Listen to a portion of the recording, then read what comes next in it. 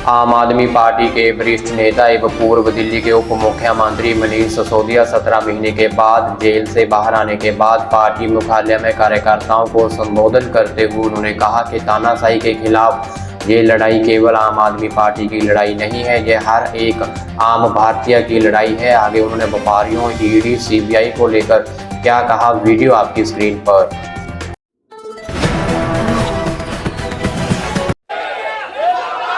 एक ही चीज कहूंगा, कल सुबह मैं बैठा था कि सारी दुनिया की सारी बुरी ताकतें भी इकट्ठी हो जाए ना, तो जो सच्चाई के रास्ते पे चलता है उसका साथ भगवान देता है, उसका साथ भगवान जरूर देता है। और ये आज बजरंगबली की कृपा है कि 17 महीने बाद सही, लेकिन मैं आपके बीच हूं। और अभी गया मैं बजरंगबली के मंदिर में, पंडित जी ने आशीर्वाद दिया। वहां जो पंडित जी मौजूद होते हैं वही बजरंगबली जी के वाणी बोल रहे होते हैं। उन्होंने बजरंगबली जी की वाणी से आशीर्वाद दिया कि विजयी भव, सफल भव। मैंने कहा जी एक ही सफलता का मंत्र है, दिल्ली के एक एक बच्चे के लिए शानदार स्कूल बना के देने हैं, यही हमारी सफलता है। और इसके लिए मैं कल से कह रहा था अपने साथियों से, हम तो रथ के घोड़े हैं, हमारा असली सारथी अभी जेल में बंद है, वो भी बाहर आ जाएगा। फिर उसके बाद हमको तो जहां हकेंगे हम हकेंगे, लेकिन हमारा असली सारथी अभी जेल में बंद है और जेल के ताले टूटेंगे, बहुत जल्दी छूट के आ जाएंगे। तो लेकिन हम तो वहां सो रहे थे, लेकिन डंडे कौन खा रहा था? जब मैं कोर्ट आता था तो मैं देखता था बैरिकेड लगे हुए और उसके दूसरी तरफ नारे लग रहे हैं। अखबारों में देखता था, टीवी में देखता था, आप में से बहुत सारे चेहरे यहां खड़े हैं, मैं देखता था ये मेरी बहन को लाठी लगी, ये मेरी बहन को एक पुलिस वाले ने धक्का दिया, ये मेरे एक भाई को पकड़ के खींचा। दर्द होता था और वहीं से ईश्वर से दुआ करता था, इनको सबको सलामत रखना, इनकी मदद करना, इनको ताकत देना। सलाम करता था आपकी ताकत को मैं वहां से, एक एक कार्यकर्ता को सलाम करता हूं मैं। और सिर्फ डंडे खाने के लिए नहीं, क्योंकि भारतीय जनता पार्टी की जो एक्सपर्टीज अभी संजय भाई ने बताई, उनमें एक शामिल है कि दूसरी पार्टी के कार्यकर्ताओं को और नेताओं को तोड़ने के, दबा के, धमका के, साम दान दंड भेद करके, जेल में भेजने की धमकी देके, जेल में भेज के, उनके हमले करवा के, उनको धमकी करवा के एकमात्र एक्सपर्टीज किसी पार्टी ने पाई है तो वो भारतीय जनता पार्टी है। लेकिन उसके बावजूद आप टिके रहे, एक एक आदमी टिका रहा, एक एक आदमी झुका नहीं, टूटा नहीं।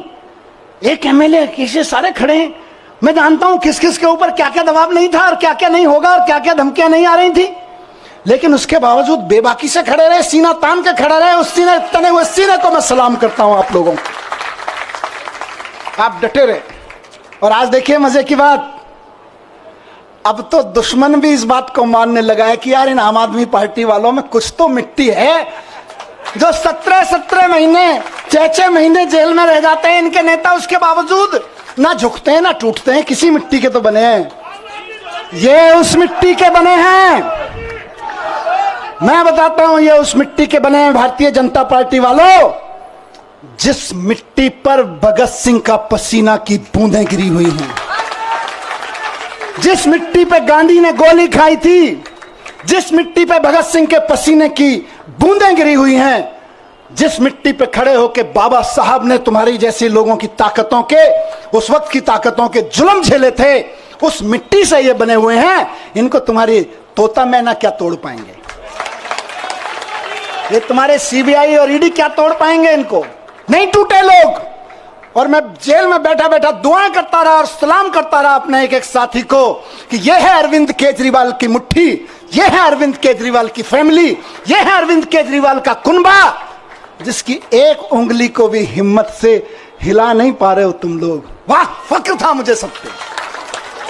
आपने कहा ना कि आप आंसू बहाते थे बाहर, मैं कहता हूं मैं फक्र से सीना चौड़ा करके उस जेल की कोठरी में बैठा होता था अपने एक एक भाई पे के ऊपर और एक एक बहन के ऊपर।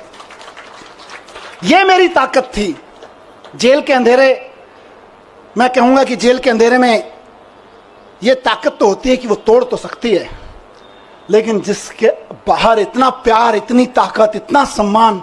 मैं कल से उतरा हूं, मुझे किसी ने बोला मनीष जी 17 महीने बाद आ रहे हो, 2 दिन के लिए रेस्ट पे चले जाना। मैंने कहा यार, जेल के बाहर कदम रखने के बाद पहला हाथ जिस कार्यकर्ता ने पकड़ा था और रात को घर तक जो दूर खड़ा था केवल देख के गया है, वो उम्मीद लगा रहा है कि मेरा मनीष सिसोदिया, मेरा भाई बाहर आ गया है। और मैं कहूं नहीं, मैं तो छुट्टी जा रहा हूं यार। नहीं, खून पसीना बहाने के लिए बाहर आया हूं, छुट्टियां मनाने के लिए नहीं। एक एक दिन जो संजय भाई ने नारा दिया है कि इनकी जमानत जब्त कराएंगे, आज से और अभी से लग रहे हैं। और बीजेपी वालों, ढूंढते रह जाओगे कहां गई वोटें, कहां गई वोटें। आज से लगना है सबको। जो सुन रहे हैं सोशल मीडिया और मीडिया के माध्यम से, एक एक कार्यकर्ता साथी को कहना चाहता हूं, दिल्ली के एक एक नागरिक को, हरियाणा के एक एक नागरिक को, देश के एक एक नागरिक को कहना चाहता हूं कि इस तानाशाही के खिलाफ तो एक एक आदमी को वोट करना पड़ेगा। सवाल हमारा नहीं है। तानाशाही के खिलाफ ये जो लड़ाई है सिर्फ आम आदमी पार्टी के कार्यकर्ताओं की नहीं है, सिर्फ विपक्ष के पार्टी कार्यकर्ताओं की नहीं है, ये देश के एक एक आम आदमी की है। मैं जेल में था अभी, तो कई सारी खबरें, अखबार पढ़ता था, टीवी देखता था, न्यूज में कई सारी खबरें विचलित करती थी। ये विचलित नहीं करता था कि जमानत हुई कि नहीं हुई, इससे कभी मेरे को विचलन नहीं हुआ। मेरे को विचलन किस चीज से होता था? मैं देखता था कि देश के कितने कितने बड़े बड़े व्यापारियों को इन्होंने, 500-600 बड़े बड़े व्यापारियों को इन्होंने झूठे केसेस, सच्चे केसेस, इधर उधर के केसेस में बना के बंद कर दिया गया है। उनका किसी पार्टी वार्टी से भी कोई लेना देना शायद ही होगा। लेकिन आप सोचो कि एक व्यापारी अगर कोई मेहनत से काम कर रहा है और उसके ऊपर क्योंकि उसने चंदा नहीं दिया या उसने आपके किसी पार्टी के नेता से कोई पंगा ले लिया, आपने उसको उठा के जेल में डाल दिया, ईडी के केस लगा के, जो केस आतंकवादियों पे, ड्रग माफियाओं पे लगाए जाते हैं, वैसे वैसे खतरनाक केस लगा के एक व्यापारी अगर जेल में डाल दिया जाता है, उसके पीछे हजारों परिवारों को रोजगार मिल रहा होता है, वो भूखे मरने लगते हैं, उनकी बद्दुआ लगेगी। इनको तानाशाही नहीं है तो क्या है? बात सिर्फ विपक्षी पार्टियों के नेताओं की नहीं है, बात आम आदमी पार्टी के नेताओं की नहीं है। बड़े बड़े व्यापारियों को उठा उठा के जेल में डाले दे रहे हैं। और एक किसी कंपनी का चेयरमैन जेल में चला जाता है, किसी का मालिक जेल में चला जाता है, हजारों हजार लड़के लड़कियां जो वहां नौकरी कर रहे होते हैं, उनके घर में टेंशन हो जाती है, क्या करेंगे, कल को कहां से खाएंगे। आपको समझ में नहीं आता, ये नौकरियां खा रहे हो आप लोग अपने चंदे के धंधे पर। ये तानाशाही नहीं है तो और क्या है?